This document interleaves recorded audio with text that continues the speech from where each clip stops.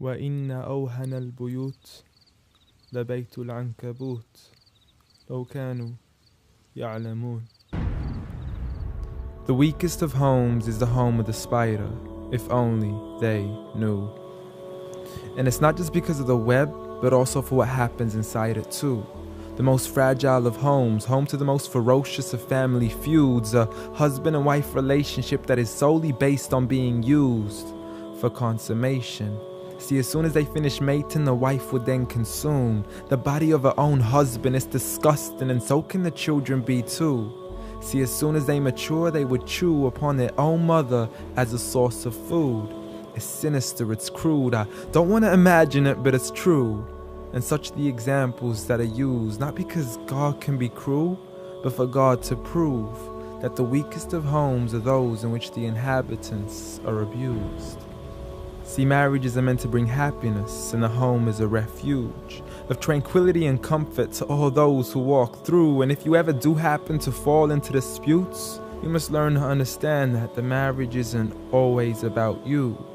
Rather, it's learning to live together as one, although we are still living together as two. In a home where everybody knows that they belong, with love, kindness, and mercy, so we could all just get along, and there's no need for fighting every time something small goes wrong. Because you can't build a home upon violence and then expect it to stand strong.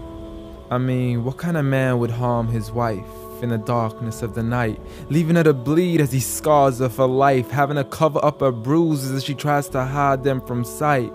See, he's so focused on her responsibilities, but fails to realize that he also owes her rights. See, as a husband, you're meant to provide, protect, respect, guide, and guard her. You are her garment, her lifelong partner, her Prince Charming who should charm her, her knight in shining armor. But a night has turned into a nightmare as he spends his nights trying to harm her. As she begs him on her knees, please, I need you to be calmer. I urge you, see, patience is a virtue. I never even heard you. I promise I didn't mean to hurt you. Please don't be mad.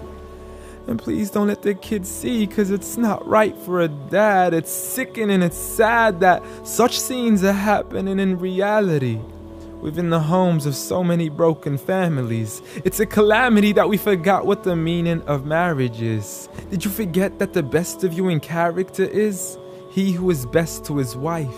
The best of advice from the one who never harmed a servant, child, or wife in his whole entire life.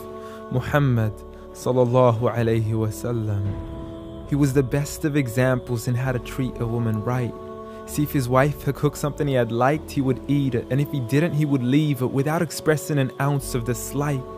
He would even refuse an invitation to food until his wife had also received an invite, and he would help around the house too, just to make her workload light. He was the pinnacle of being polite.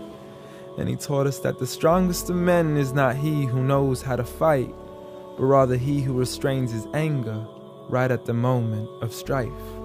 So have patience, brother. I mean, you wouldn't allow it for your own mother, daughter, or sister. You wouldn't bear to watch another man punch and kick her, so the next time you even think to cause her trauma and hit her, you need to understand that she too is another man's mother, daughter, or sister.